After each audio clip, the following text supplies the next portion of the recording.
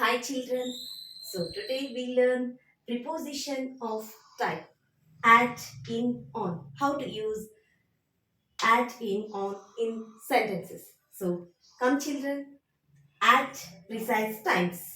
At 9 o'clock, at Christmas, at Easter, at noon, at night, at midnight, at the weekend, at lunchtime, at dinner, at that time, at the moment, at 10:10 a.m., at the beginning, at the end, at sunrise. In, how to use in sentences. Months and years.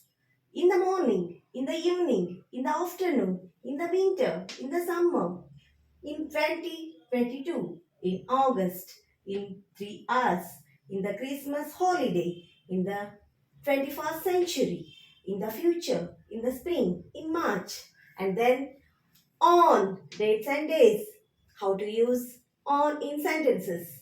On Mondays, on Friday, on Sunday morning, on Easter Monday, on June 13th, on a summer evening, on that day, on a cold day, on the first day, on the last day, on Shivaratri, on Tuesday.